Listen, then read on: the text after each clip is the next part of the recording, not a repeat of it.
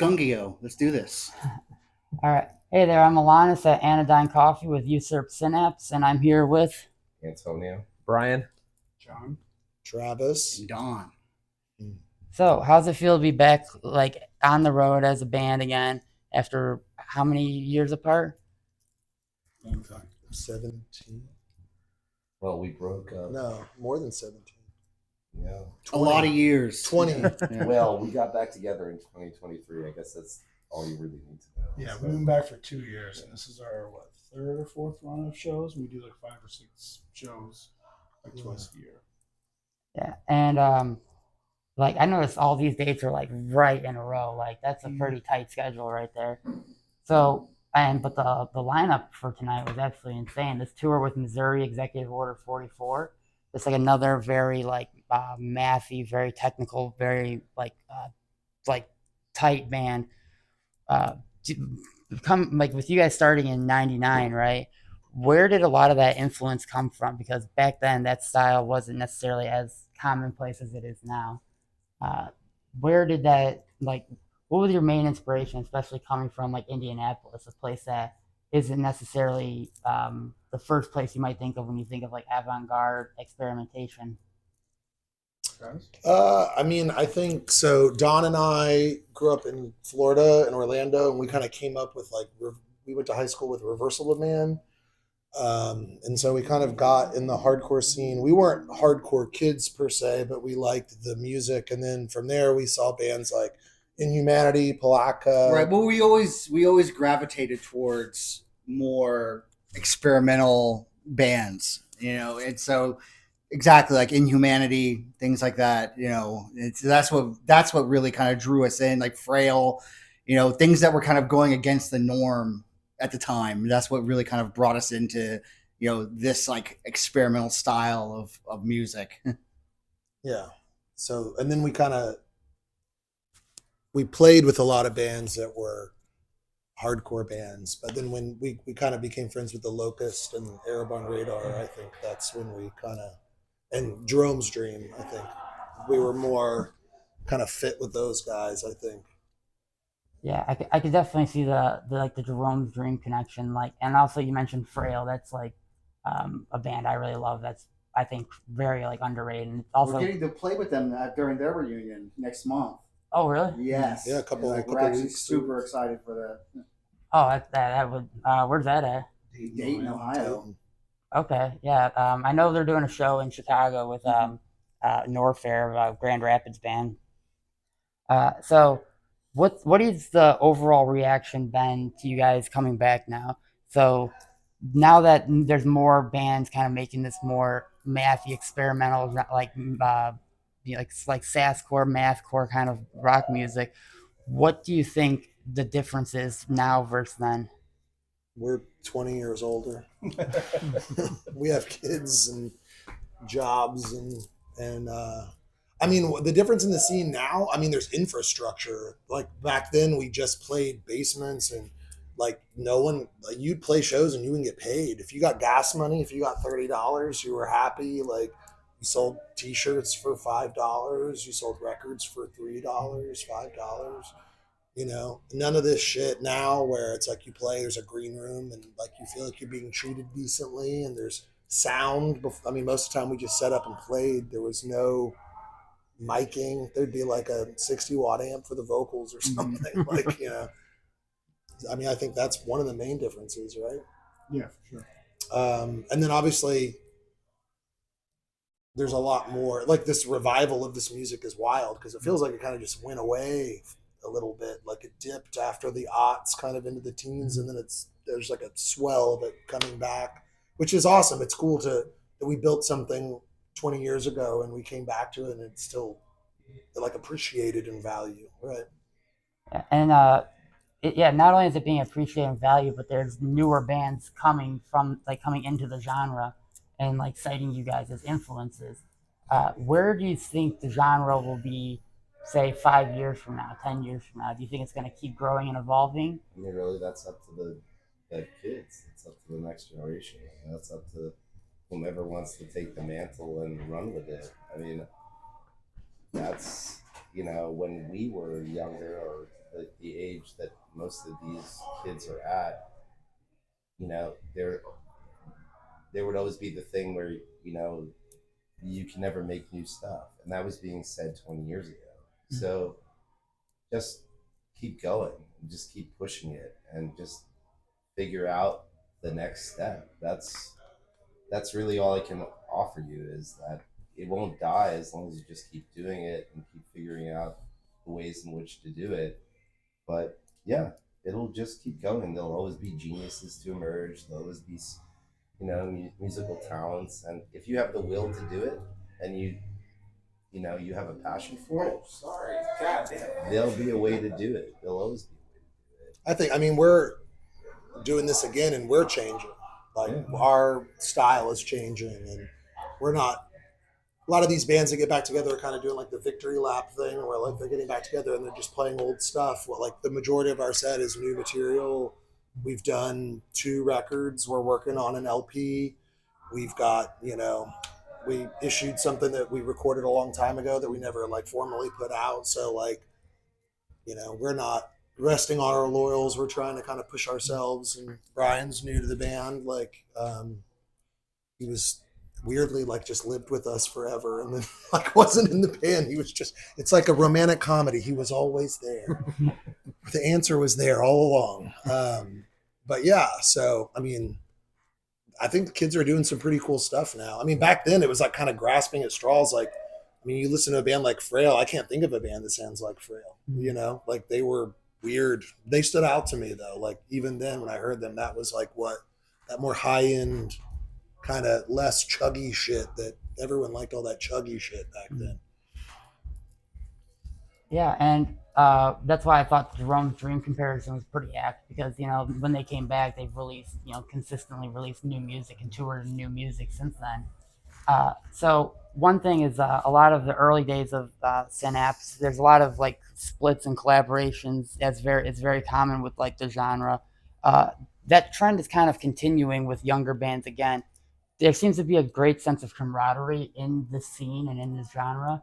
Do you think that it is because it does come from like a more niche community? And if so, like, do you see that same kind of tradition being carried on? What do you think, John? I don't know. I mean, we were told when we started doing this again that like nobody does 7 inches. Like splits are kind of dead just because of like the digital format and the cost of vinyl. But I mean, we're doing a split, and like I think it's like whenever I think of this kind of subgenre of hardcore, I think of split records. Some of my favorite records are probably splits, like the Ottawa and Jihad split, or 3 Studies for a Crucifixion and Coleman. Like there is something about that where, especially back then, not a lot of people liked that style of hardcore. So when you found it and you found like people, like what we did with Jerome's Dream and other level playing bands, Right. you kind of hold on to each other because you're like a subset into like a larger hardcore world. So like I hope it continues. I mean, it's up to the kids. Like we're not trying to like impose or kind of get in the way. Like we're very, very grateful and happy that people come out to see us, and they, you know, like they were like 5 years old when we were doing this. So it's cool, but like there's no way that we're claiming, or we don't have the right to like say anything about the scene, because it's the kids' scene. It's what they want to do. We're just glad that they are so excited to see us old dudes still try to do it. Old heads, yeah. And I will say that is something I really love about this genre, is that if you go to say like an Orchid show, you'll see people who saw them back when they were in their prime, and then you still see like people who are seeing them for the first time. And there's not this like gatekeeping mindset of like you had to have been there to experience it. It's like, hey, welcome in. It's like, you want to be part of this club? Just come on in. We're happy to have you. Just please contribute. Mm-hmm. And like it's a very like was that mindset very like prevalent back then as it is now? I mean, I don't think any of us knew. We didn't have the the crystal ball to see the future. We were just in the moment. I don't know if anybody really thought about it being anything other than what it was at the time. There just was no, thought to the future. Well, it was also our social scene, right? Like that's all the bands that we did splits with. We were friends with. Like, we were friends with Neil Perry. We were friends with Jerome's Dream. We were, most of the bands that we did stuff like that was our peer group. That was our hangout group. We'd play a show or something. I mean, I think to your point, like as you asked that question, like the world was definitely less tolerant in the 90s. Like being vegetarians on tour, we'd walk in looking the way we looked, we'd get made fun of. Like culture was like you'd show up in a town because the internet wasn't really a like prevalent thing, and like there'd be a whole little cadre of a scene of kids that looked different, like than the scene that you came from. It was all very microcosmic, but it was like connected in so much that people wanted to be connected. So I think that part's cool, and it feels like that now. Obviously, the world is a lot. I mean, I know we're living in some kind of dark ass times right now, alternate Black Mirror type shit. But I think like we show up to shows, you see a lot of different kids. Back in the day, it was a lot of skinny white dudes. That's like what hardcore was. It was a lot of skinny white dudes talking about problems they didn't really have. And now it seems like it's grown more. It is more inclusive. It is more diverse, and it's. I mean, I know this is kind of, it sounds like a businessy. It's just like more organized. Like things are more organized. Yeah. Yeah, I definitely would say that. I think the scene is extremely inclusive because I think like it is like almost like a weird niche little club that you have to like discover. Like this isn't a genre that's it's not being played on the radio. It's not something that's immediately thrown in your face if you were to like walk into like a store and go to like a t-shirt section. It's not next to Nirvana. But like the people who are in it are extremely passionate about it and are very caring, I find. Do you find the kind of more widespread like spreading of the culture being like do you think it like I would say, do you think it limits creativity to a degree because you're not having such isolated scenes to where everyone's more so unique? Or do you think No, I think access to art makes art better, right? So like I mean before you had to fucking dig for this shit like you're like a gold prospector in the 1800s or something. Now it's like you can just, I mean, we met Missouri, like we played a show with them, and like as soon as I heard them, I was like, this is like definitely one of the best bands we've played with since we've been back together. And I would have never thought that they'd want to do all the stuff that they've done with us. I mean, it's just that simple, right? Like you cross paths with people. But I mean, I don't think so. No, I mean, do you? No. No, yeah, I like definitely agree with that because like I think like there's some genres that like people wouldn't even have like access to if they didn't like go out and research it, and then once they find it, they're like, hey man, the SoCal scene is actually pretty cool, but I live in Minnesota, so I'm gonna bring some of that here and then mix it together, and now I've got my own unique blend of things. Right. Like earlier tonight, Snag played, and they have elements of stuff that could be coming from like from like LA fourth wave emo, but also like mid 2000s like what East Coast screamo, and it just blends together in something completely new in a part of the country that like Indianapolis you might not think of right away when it comes to like burgeoning new forms of art. Do you think that it's like smaller towns in general are able to connect with this music on like maybe a more relatable level because a lot of these like groups are more niche? So like things really happened for us was in Lafayette, and it was because it was small, and it was because we were the ones doing the show, so we were bringing things there. And I think that people, we live in a world that's saturated with options, and the more options we have, the more jaded we become, right? Yeah. So like we would have like a pop punk band play with like His Hero's Gone or something at our house, and then like like a chugga band or something, like bands that just like there wasn't enough of any one type of thing, so you had to kind of cobble it together. And I think that made a greater sense of community because it would bring out different kinds of people. You get in a bigger city, there's shows every day, you got lots of options, and I think culture is a little easier to access. So I mean, like we just played Kansas City. Not that Kansas City's like a small town or anything, but holy shit, that place is insane. Like it's like a little culture nugget hiding in the middle of nowhere. That's just awesome. Like, but definitely one of the best shows we've ever played of the 100, it's up there. 20, 30 plus shows we played as a band. It was awesome. Now, if you were to go back and talk to your younger self and say, hey, 20 years from now, in 2025, you're going to play one of the best shows ever in Kansas City, do you think you would have believed yourself? Oh yeah, hell yeah. Because Yeah.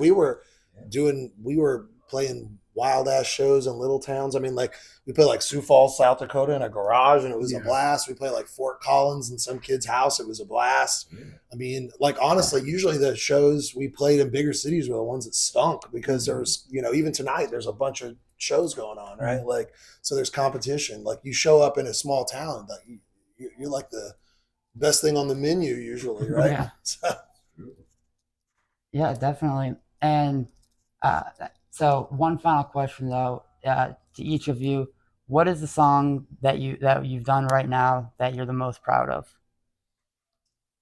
Ooh, that's how you put me on the spot. That's tough. I'm very proud of everything we've made since we got back together. Geez. what do you think, Don? What's the one? Previous boner. Previous boner? Yeah, I think probably. I think Previous not Boner's our close most yet. brutal song. That's pretty fun. Yeah, it's a pretty good one.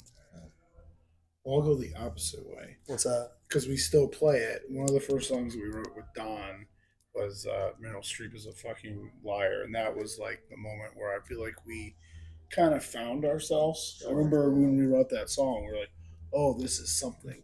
And we kind of like put us on our path of like, instead of just being like, well, let's be in a band that sounds like Inhumanity with discordant saxes parts and like Reversal of Man vocals. That was the kind of one where we were like, we kind of have our own voice and we kind of went with it. That song still rips. Like I would never. We were talking about this the other day. I was like, I don't think I would ever not want to play that song. It'd be weird not to, because we never stop playing it. Yeah, I would just say Filth Building. It's the first song on our new 10-inch on Council Records, Polite Grotesqueries.